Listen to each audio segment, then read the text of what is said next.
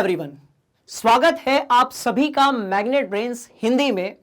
और मैं आकाश रांगडाले आप लोगों को पढ़ाने वाला हूं कक्षा 9वीं की रसायन विज्ञान, जिसमें आज हम पाठ 1 यानी कि हमारे आसपास के पदार्थ में पढ़ने वाले हैं वाष्पीकरण।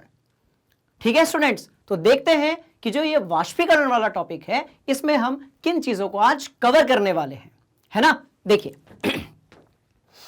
अब ये वाष्पीकरण क्या है ये समझने की हमें जरूरत है।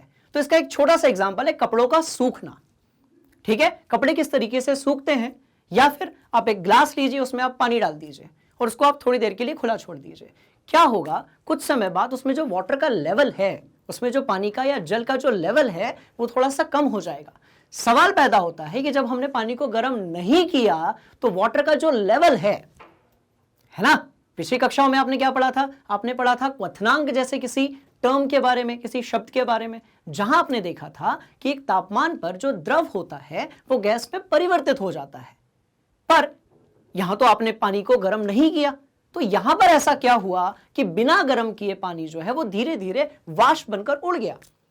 या फिर जब गर्मी का समय आता है तो जो नदी नाले होते हैं वो सूख जाते हैं, या फिर कपड़े जल्दी सूख जाते हैं। तो इन सबके पीछे का कारण क्या है? तो स्टूडेंट्स, इन सबके पीछे का जो कारण है वो है वाष्पीकरण। मतलब ये कि हम किसी भी द्रव अवस्था वाले पदार्थ को बिना गर्म किए, हमारे जो सराउंडिंग है, एटमॉस्फेयर है, जो पर्यावरण है, वातावरण है, वहां की ऊष्मा से जब उसमें अपने आप, है ना, वाष्पीकरण होने लगता है, तो उस चीज को आज हम यहां पर कवर करने वाले हैं। ठीक है, यहां पर हमें किसी चीज को गर्म करने की जरूरत नहीं है। जो वातावरण की ऊष्मा है उससे ही जो वो पदार्थ है जो कि द्रव के रूप में है वो वाष्प में परिवर्तित हो जाता है। ठीक है, तो हम देखेंगे कि जो वाष्पीकरण है वो कौन सी चीज है। बात समझ में आ रही है? तो वाष्पीकरण की सबसे पहले हम एक परिभाषा देखते हैं। क्वथनांक के तापमान से पहले जब कोई द्रव क्वथनांक यानी कि वो तापमान जिसपे वो वाष्प में परिवर्तित होता है, उसके पहले ही यदि वाष्प में परिवर्तित होना स्टार्ट हो जाए, ठीक है, तो उसको हम कहते हैं वाष्पीकरण। मतलब ये आप एक ग्लास लीजिए, उसमें पानी डालिए, ठीक है, और उसको आप रख दीजिए। अभी जो तापमान है, जो हमारा नॉर्मल तापमान होता है, उस पर आप रख दीजिए उसको, है ना। अब क्या होगा, थोड़ी देर बाद आप देखेंगे कि जो जल का लेवल है, ठीक है, वो सतह से थोड़ा सा कम हो गया है। इसका मतलब ये कि अपने आप जो जल है उसके जो कण है ना, वो वातावरण में फैल गए। तो ये जो प्रक्रिया है जिसमें आपने जल को गर्म नहीं किया पर वो वातावरण की ऊष्मा से, है ना, अपने तरल या द्रव रूप से वाष्प में परिवर्तित हो गया, इसी को हम कहते हैं वाष्पीकरण। बात समझ में आ रही है? तो दो चीजें याद रखनी है, एक गिलास में पानी लेना है, इससे हम समझेंगे वाष्पीकरण क्या है। दूसरा, आज हम कपड़े के सूखने के पीछे की जो साइंस है, ठीक है, या फिर जब आप अपने हाथ में पेट्रोल डालते हो, कैरोसिन डालते हो, तो आपको जो ठंडापन महसूस होता है, जब आप डिओड्रेंट लगाते हो तो जो आपको जो ठंडापन महसूस होता है, उसके पीछे की साइंस हम देखने वाले हैं कि इसके पीछे ऐसा कौन सा रसायन विज्ञान है जो काम करता है, और इसी रसायन विज्ञान को हम कहते हैं वाष्पीकरण। बात समझ में आ रही है? तो आज हम डिटेल में समझेंगे कि जो वाष्पीकरण है वो क्या होता है, ऐसे कौन से कारक हैं जो वाष्पीकरण को प्रभावित करते हैं। बात समझ में आ रही है? और भी बहुत सारी चीजें जो हम वाष्पीकरण के बारे में जानने वाले हैं। तो देखते हैं, चलिए। तो अब देखते हैं वाष्पीकरण में हम क्या देखेंगे। तो सबसे पहले हम देखेंगे भाई प्रभावित करने वाले कारक। मतलब ये कि कौन से कारक हैं जो वाष्पीकरण को प्रभावित करते हैं। अच्छा, इसके बाद हम देखते हैं वाष्पीकरण के कारण होती है शीतलता, है ना। तो हम बहुत सारे एग्जांपल्स लेंगे और इन दोनों चीजों के बारे में हम स्टडी करेंगे। तो सबसे पहले हम देखते हैं आपका जो वाष्पीकरण है उसको प्रभावित करने वाले कारक। ठीक है, अब देखिए जब आप कपड़े सुखाते हो तो कैसे सुखाते हो? ऐसे तो नहीं कि कपड़े धोए आपने और सीधे आपने तार पे ले जाकर डाल दिया या रस्सी पे डाल दिया, नहीं, आप उसको फैलाते हो ना। इसका मतलब ये कि जिस भी चीज का वाष्पीकरण हो रहा है, यदि उसकी सतह ज्यादा है, आप यदि कम सतह में रखेंगे तो देर से कपड़ा सूखता है, पर यदि सतह ज्यादा है, आपने उसको बढ़िया से फैला दिया है, यदि उसकी सतह ज्यादा है तो वाष्पीकरण जल्दी होता है। तो सबसे पहला प्रभावित करने वाला कारक जिससे वाष्पीकरण डिपेंड करता है वो है आपका सतह। तो सबसे पहले कौन सी चीज है भाई? सतह है ना। सबसे पहले कौन सी चीज है? सतह है। ठीक है, सतह जितनी ज्यादा होगी, जितने अच्छे तरीके से आप कपड़े को फैलाएंगे, उतने जल्दी होगा वाष्पीकरण। तो पहली कौन सी चीज है? सतह। इसके बाद दूसरे नंबर पे है तापमान।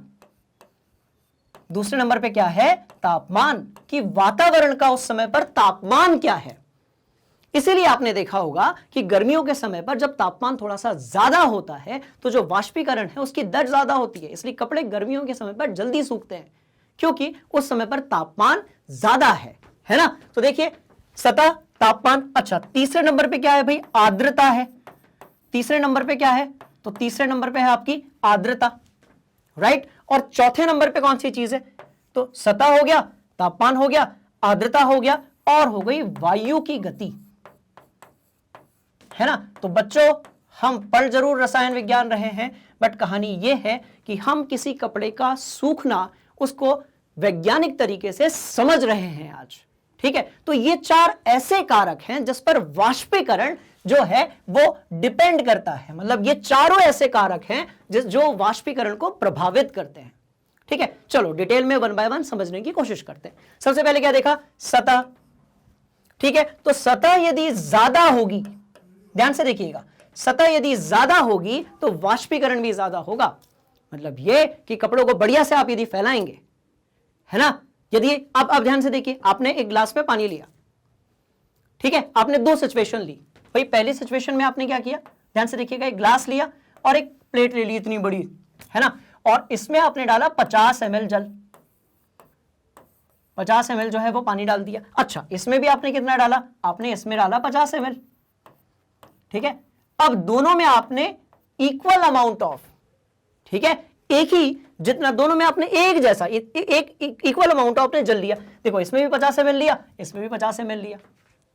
पर आप ये देखेंगे कि जिसका सतह ज्यादा है वहां पर वाष्पीकरण जल्दी हुआ है। इसीलिए तालाबों में इतना सारा पानी होने के बाद भी, क्योंकि वो बहुत बड़े होते हैं, वहां पर सतह बहुत ज्यादा होती है, तो जो वाष्पीकरण है उसकी दर ज्यादा होती है, इसलिए तालाब सूख जाता है। पर जो कुआं होती है, राइट, वो देर से सूखती है। तालाब में भाई कुआं से बहुत ज्यादा पानी है। हाँ, इसके पीछे एक कारण यह हो सकता है कि जो कुआं होती है उससे भूमिगत जल रिसता रहता है, वो एक अलग कहानी है। पर जिसकी सतह ज्यादा होगी वहां पर वाष्पीकरण ज्यादा होगा, है ना। जहां सतह ज्यादा होगी वहां पर वाष्पीकरण ज्यादा होगा।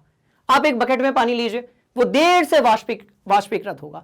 पर यदि आप उसी बकेट के पानी को आप फर्श में डाल दीजिए, वो 10 मिनट में वाष्पीकृत हो जाएगा। इसका मतलब यह हुआ कि यदि सतह ज्यादा है तो वाष्पीकरण भी ज्यादा होता है।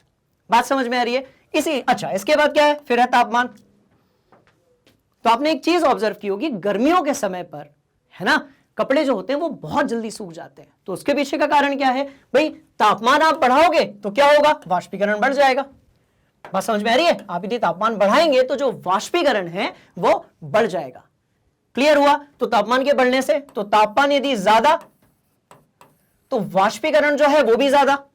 पहली चीज कौन सी देखी? सतह। सतह बढ़ेगी, वाष्पीकरण बढ़ेगा। दूसरी बात, तापमान बढ़ेगा तो भी वाष्पीकरण बढ़ेगा। अब आते हैं आर्द्रता।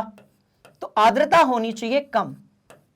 और ऐसा नहीं कि हम कोई बड़ी भयंकर सी साइंस पढ़ रहे हैं। आपको पता है कि बारिश के समय पर, है ना, बारिश के समय पर जो कपड़े होते हैं वो देर से सूखते हैं। इसका मतलब यह हुआ कि बारिश के टाइम पर आर्द्रता बहुत ज्यादा होती है। अभी आर्द्रता क्या है? तो भैया वातावरण में जो आपके जल वाष्प है उसकी संख्या। तो जितनी आर्द्रता होगी उतना ही वाष्पीकरण कैसा होगा? कम होगा। तो आर्द्रता बढ़ने से वाष्पीकरण कैसा होगा? कम होगा। इसलिए बारिश के समय पर तापमान तो ज्यादा रहता है पर आर्द्रता भी ज्यादा रहती है। तो आर्द्रता के ज्यादा होने से वाष्पीकरण जो होता है उसकी जो दर होती है वो बहुत कम होती है स्टूडेंट्स। इसका मतलब कि जब आर्द्रता बहुत ज्यादा होगी तो वाष्पीकरण बहुत कम होगा। अच्छा, चौथे नंबर पे आते हैं हम।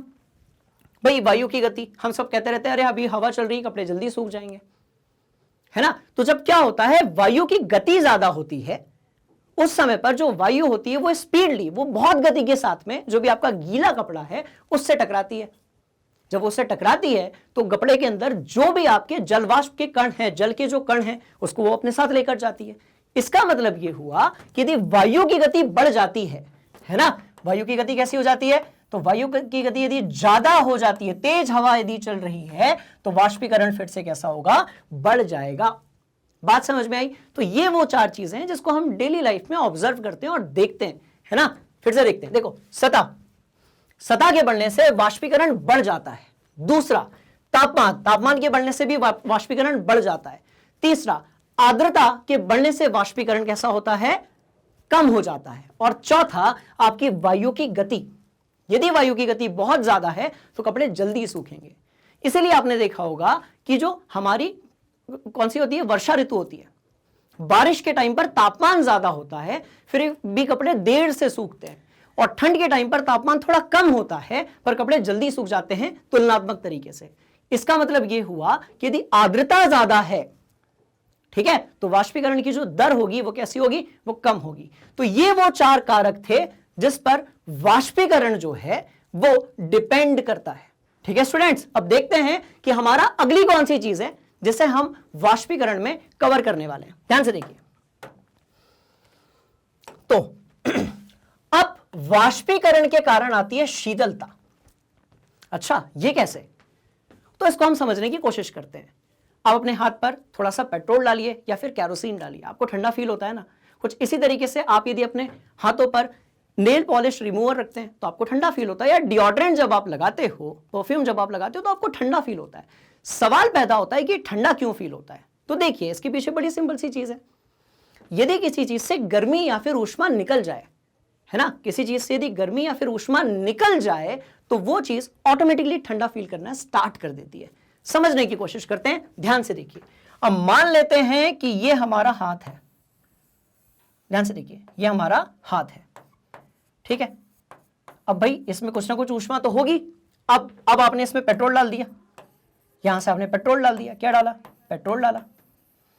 जब आपने पेट्रोल डाला, है ना, तब क्या हुआ, पेट्रोल ने आपके हाथों से क्या लिया, ऊष्मा ली।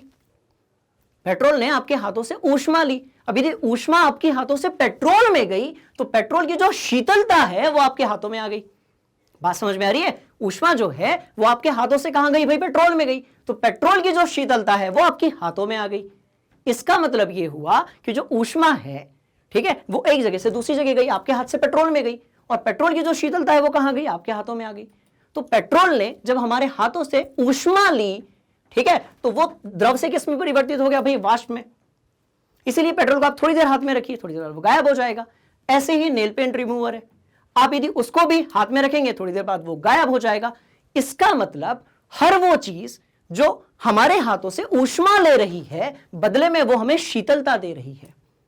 बात समझ में आ रही है? तो इसको हम 2-3 एग्जाम्पल से समझने की कोशिश करते हैं। सबसे पहले, है ना, देखो, तो जब ये वाष्पीकरण होगा तो उसके कारण क्या आएगी भाई, शीतलता आएगी। जब ये वाष्पीकरण होगा तो क्या आएगी, शीतलता आएगी। ठीक है, पहला एग्जांपल कौन सा देखा, पेट्रोल वाला देखा, नेल पेंट रिमूवर वाला देखा, आप केरोसिन वाला भी देख सकते हैं। अब दूसरा एग्जांपल देखते हैं। आपने देखा होगा गर्मियों के समय पर जब हमें पसीना आता है तो ठंडक फील होती है। गर्मियों के समय पर जब हमें पसीना आता है, ठीक है, तो हमें थोड़ी सी ठंडक फील होती है। तो हमारी जो बॉडी होती है ना स्टूडेंट्स, वो एक्चुअली एक नेचुरल एयर कंडीशनर है। क्या होता है कि जब हमें गर्मी लगती है, जब हमें गर्मी लगती है तो हमारे शरीर के अंदर जो जल है ना, वो उस गर्मी को यूज करके वाष्प में परिवर्तित हो जाता है। मतलब वो जो जल है वो हमारी बॉडी से गर्मी को बाहर लेकर चला जाता है। तो जब हमारी बॉडी से थोड़ी सी गर्मी बाहर की तरफ चली जाएगी तो हमें कैसा फील होगा, हमें ठंडा फील होगा। बात समझ में आ रही है? इसलिए जितना आपको पसीना आएगा उतना आपको ठंडा फील होगा। मतलब ये कि जब भी वाष्पीकरण होता है, जब एक सतह से वाष्पीकरण होता है तो ऊष्मा बाहर निकल जाती है, तो बदले में क्या मिलती है, शीतलता मिलती है।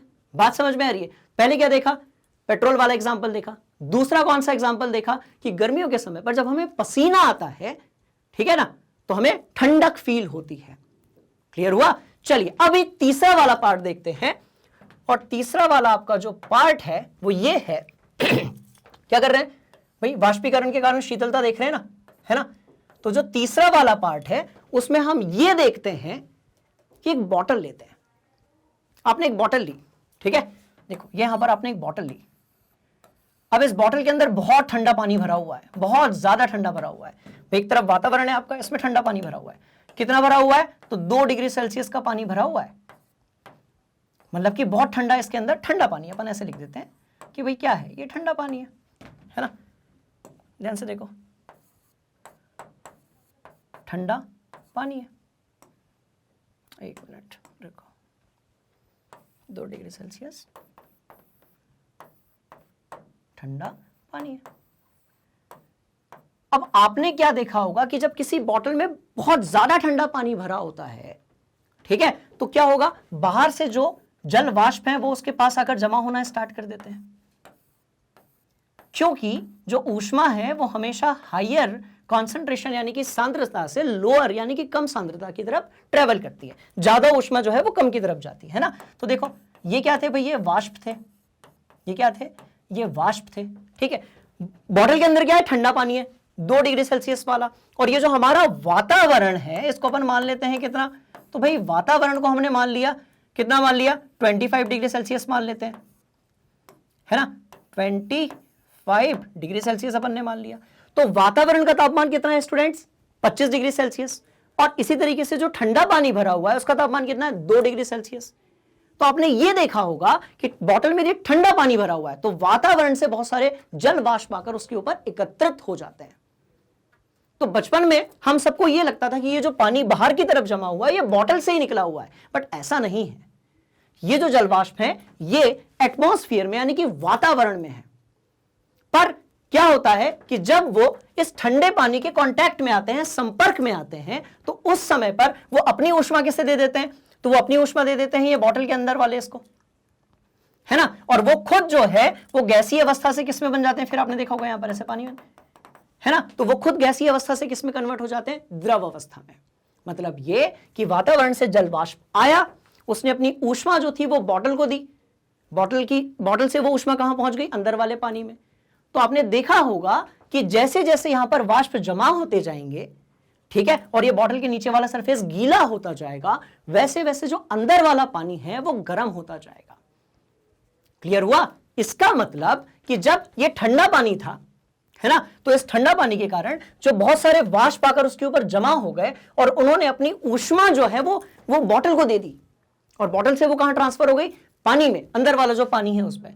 तो आपका जो वातावरण है वो वाष्प के थ्रू अपनी जो हीट है वो किसको दे रहा है, इस पानी को दे रहा है ना। इसका मतलब ये कि जब ये गर्म हो रहा होगा तब वातावरण ठंडा हो रहा होगा। बात समझ में आ रही है? इसी को हम कहते हैं ऊर्जा का संरक्षण का नियम।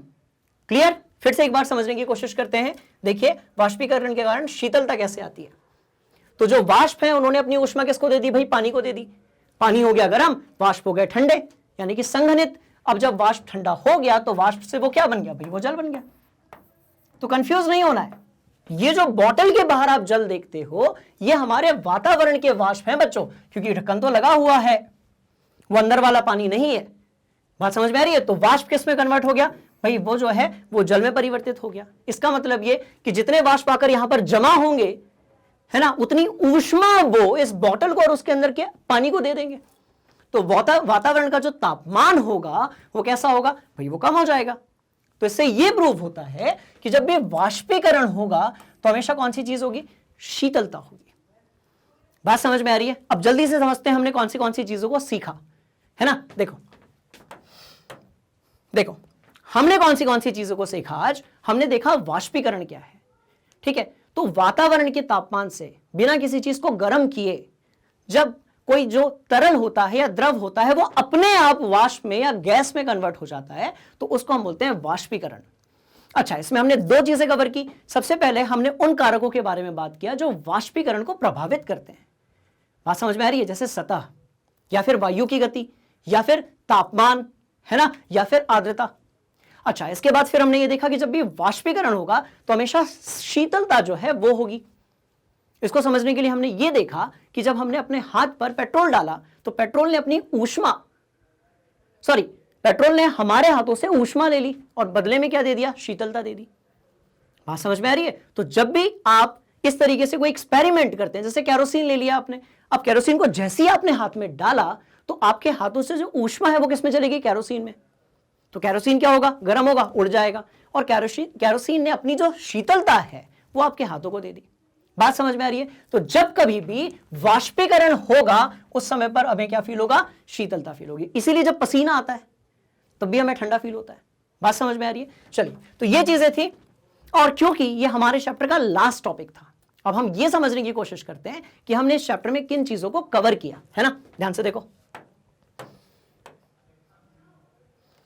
ध्यान से देखो। पर इस चैप्टर में अपने जो सिलेबस के टॉपिक्स हैं उसको समझने के पहले हम ये समझ लेते हैं क्या पदार्थ की कोई और अवस्था होती है।